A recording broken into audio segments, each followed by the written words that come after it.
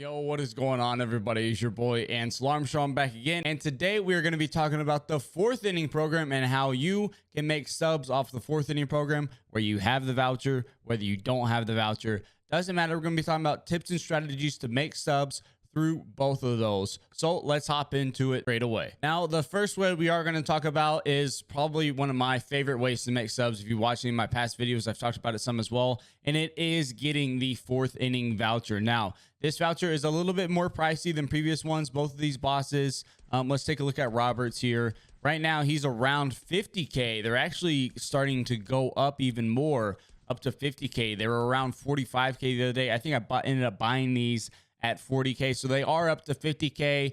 So 150K for all three bosses if you don't have any of them. That is quite an investment to make. So for most people, I would say the voucher most likely is not going to be worth it. However, that being said, with the increased price of these bosses, the lack of the voucher glitch that we've seen in previous innings that have allowed people to buy three bosses, collect them, and then resell them, there's a lot less people having the voucher this time. And so because of that, there's going to be a lot less people quickly obtaining the one of the three bosses from the fourth inning program, meaning their prices could be extremely high. They could be very high prices. And now we do know what the bosses are as well, to about 99% certainty. We haven't seen their official reveals yet, but based off the hints we've gotten from SDS, which are that one of them has 300 stolen bases, the two other ones are combined for less than 30 stolen bases. One of them has an MVP. There's 16 combined all-star games. We have a Seattle pitcher, an Atlanta catcher, and a Boston outfielder. We know based off all that, it's going to be a King Felix, a Joe Torre, and a Jacoby Ellsbury, probably around that 95 overall. Maybe Felix I could see at a 96, but I think all three could be really good cards. Depending on Felix pitch repertoire, he could be an insane starting pitcher. He always gets really good per nines. Jacoby Ellsbury, if anyone played back in MLB 16, Jacoby Ellsbury had one of the best cards in the game back then that I remember using.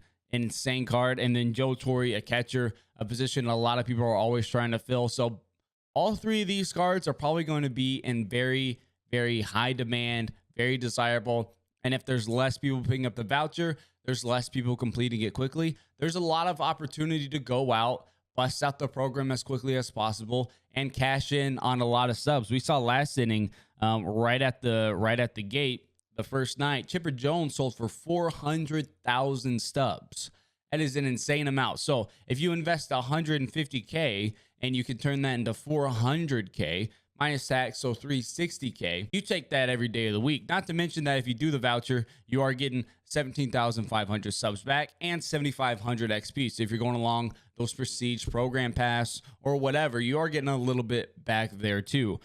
So if you feel confident in your abilities to go out, knock out the program first night within the first 12 hours, maybe 13 to 14, you can do really good. Even if you go in and sell on the second day, we saw the second day Chipper Jones was holding pretty firmly around that 200 to 150K mark. That's still a lot of stubs you're getting back. Not to mention, you're going to have the henchmen, the other packs, the bat skins can sell for 5 to 10K if you're one of the first there. There's a lot of stubs through these inning programs, and the voucher is going to help you complete that extremely quickly. That being said, though, voucher isn't necessarily for everyone as well. So we are going to be talking about a couple ways you can make subs even without the voucher here in just one moment. So one little tip I do want to make, if you are going to be going and trying to complete this inning program as quickly as possible, you do want to stack your daily missions here. As we can see, if you see on the Pirates inning, it says get new mission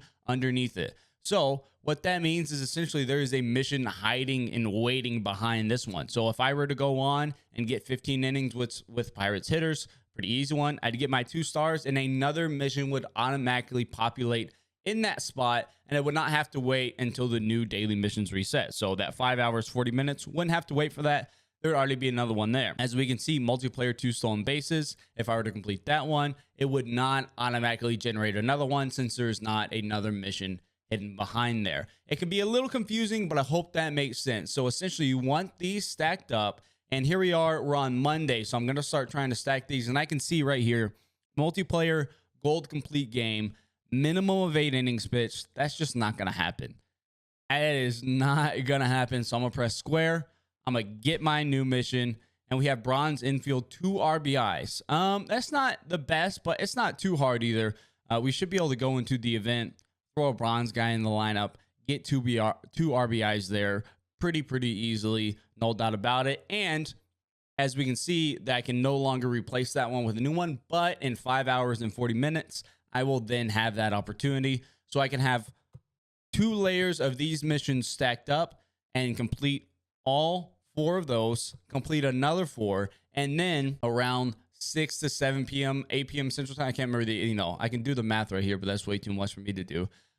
Whenever the dailies update, after the program's already been dropped, so you can get 12 daily missions the first day it comes out. So you can see there's 2, there's 6, throw on another 2, that's 8, throw on 3 at the end, that's 11. You times that by 3, that would be 33 stars you could get additionally for doing all those daily missions in the first day. And then once you add in the voucher, showdown, conquest, online missions, the other collections, you get up to like 280, 285 real quick, and you knock it out super quick. So if you're going to eat, and even if you're not doing the 75 voucher, having an extra chunk of 30 plus stars for this program is going to help you get through that boss, get to some of the awards, get to the henchmen, maybe the bat skins. You can capitalize on that first day and sell those as well. One more little point that I do want to make is that last inning, if y'all remember, we did have the Breakout Collection. So in that Breakout Collection, we saw a lot of changes in the market, and I think potentially in this inning, we're going to have another collection of a specific type of card. So if we look at a guy like Dave Kingman, we can see his marketplace, and we can see that huge spike over there from the right. He went from being around 700 subs to almost 3,000 stubs. That is because a lot of people were buying him up to do the Breakout Collection and the Breakout missions tied with that as well. And we saw after the Breakout Collection, we quickly went into the first Switch It Up event, which involved the Breakout Hitters. Now with the current event that will be going on when the new program drops, it will involve all-star players. So I'm thinking we could have a collection for 10 all-star players. In addition to that, you're going to have missions statistically tied to that collection as well. So it may not be a bad idea to at least make sure you have 10 all-star cards before the program drops.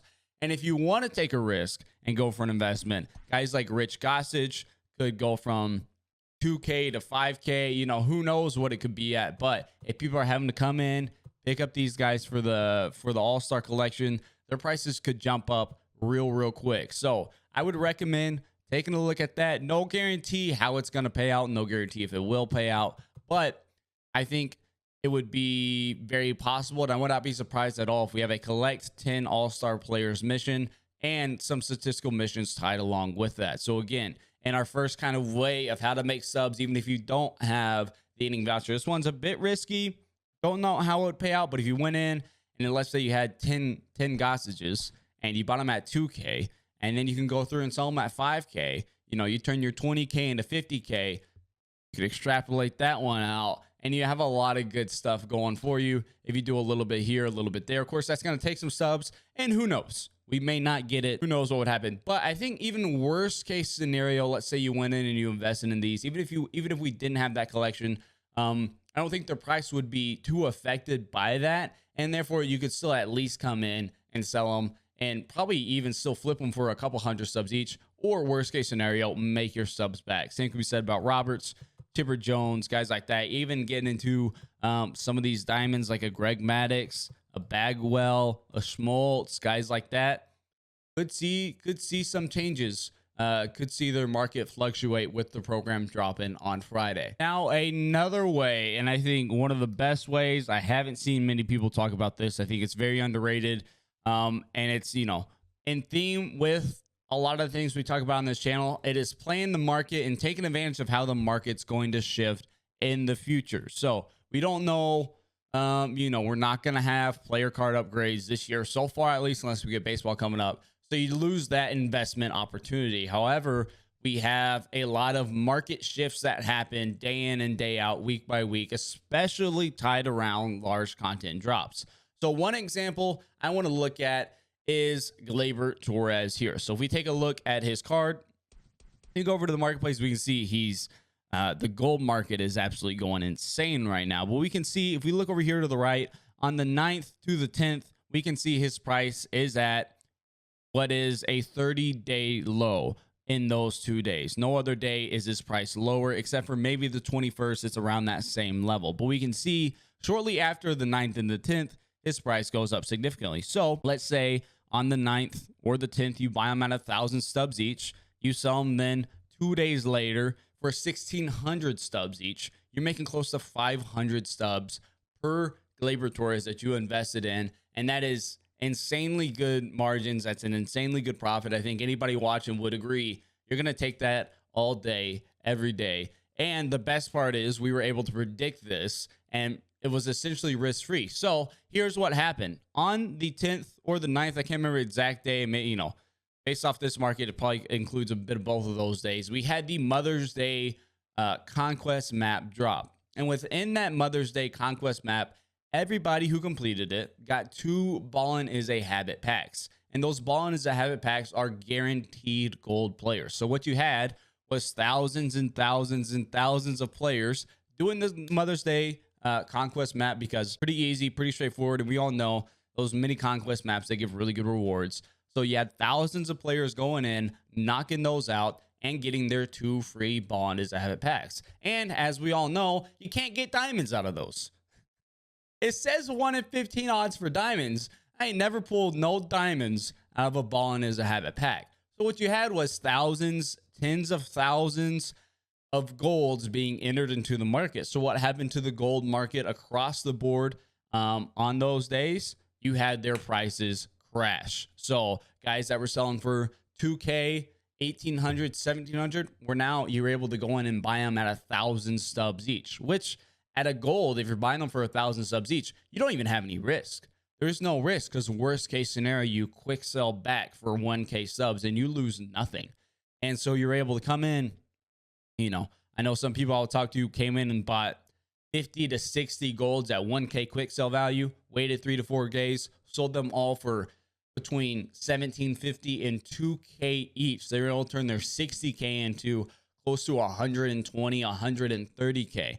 Absolutely insane profit margins. And so the point being, when the new Conquest map drops with the 4th inning program, we are going to have some special packs within there. Maybe it's Ballin' as a Habit packs and we have the gold market crash again. I wouldn't be surprised to see that at all. What it also could be would be prospect packs. If we get some prospect set 1, 2, or 3 packs, the mid-tier and high-tier guys of those could crash as well and lose, 5, 6, 7K of value that they're eventually going to, recuperate and go back up over time. So that is the big tip that we're talking about for making stubs without the voucher in the 4th inning program. Even if you have the voucher, you can still do this, but it's really paying attention to that Conquest map and seeing what's coming along in there. The gold prices are really high right now. They're through the roof, so I would not be surprised to see some Ballin' is a Habit packs come in, maybe a gold guaranteed player pack within there, some silver guaranteed player packs within there. Seeing a lot of golds influx into the market, and you're going to see a lot of these guys, come back and look at this video. If we have a Ballin' is a Habit pack in the 4th inning Conquest map, come back and look at this video and look at some of these prices of these guys being at 2K, 1,700, 2K for Luis Castillo, Blake Snell, 1,800, and see where they're at now. And I would imagine if we get some guaranteed golds, a lot of these guys are going to be down to quick sell value. You can then pick up for 1K, flip them a little bit later in the week, make 500 to 1,000 subs off each card, and you're chilling. You're rolling in subs at that point. It's printing money. It's easy as that. Now, of course, may not get guaranteed gold packs. Could be prospect packs. Could just be a bunch of pack bundles. Who knows what they're going to drop? So I wouldn't invest. Certainly don't invest in ahead of time. But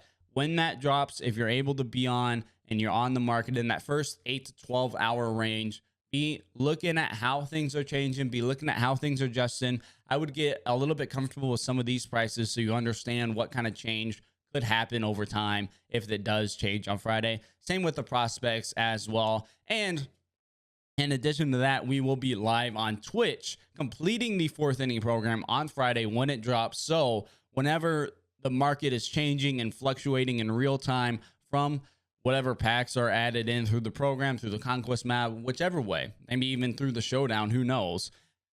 When the market is adjusting and changing in real time because of that, we are going to be analyzing that live on Twitch. The link is down in the description below. That is how a lot of people, we were able to help capitalize on the Ballin' is a Habit pack crash from the Mother's Day conquest map. Tons of people within our community were able to capitalize on that and make a lot of subs. I know it helped a lot of people out there. We're going to be doing the same now with the fourth inning program. So when it drops, as it goes live, as we figure out the rewards and as the market adjusts, we're going to be talking about, okay, what are the best steps to make? What ways and what opportunities are there to make subs right now? And we're going to be capitalizing on those in real time with a bunch of other people. So if you want to check that out, whether you want to, get the tips on the market, or if you're going to be grinding out the fourth inning program as well, just want to hang out with a group of people, myself and the awesome community we have over on Twitch, be sure to check the link down in the description below. Now, one thing I do want to mention here as we wrap this video up is that even if you aren't getting the voucher and going and completing this program as quickly as possible, there are still a ton of stubs you can make from this program. As we can see, we have show packs. We got the unlockables pack. We have the headliners. We have the prospect packs, Ballin' is a Habit pack, stadiums, bundles, packs all the way, tons of packs, tons of stuff. So even if you watch this video and think, well, I'm not going to be able to complete it quickly, maybe I'm not going to be able to be IPS4 the day it drops and capitalize on that lowered market, don't feel like there are still not opportunities to come in and make subs. Through the conquest map, the free packs there, the showdown, you get a couple more packs, and you're getting a ton of packs from this inning program, along with stubs at each step of the way. There are still a ton of subs to make within the fourth inning program, regardless of what the rewards end up being, regardless who the bosses end up being. We don't know for sure 100% certainly what all's coming. There are still going to be a ton of great rewards, and I strongly recommend and encourage you to go in through and grind this out. I think it's the absolute best way to make subs, and MLB The Show 20 in a very quick fashion, and it's personally the singular method that allowed me to get Mantle as quickly as I did and allowed me to get Willie Mays no money spent last year. That does do it for today's video, though. As always, if you enjoyed this video, be sure to leave a like and subscribe so you can always stay up to date on when new videos are coming out, whether it is a quick video talking about what's new coming in the market these weeks, or flipping challengers, or whatever is on the way. We have tons of content still coming, and I am super excited for it. And leave me a comment down in the comment section below. What are your plans for the fourth inning program? Are you getting the voucher? Are you going to be grinding it out? Are you just going to play it slow? Are you going to be playing the market some on the fourth inning program? What are your plans for when the inning program drops? Until next time, though, I'll see y'all later.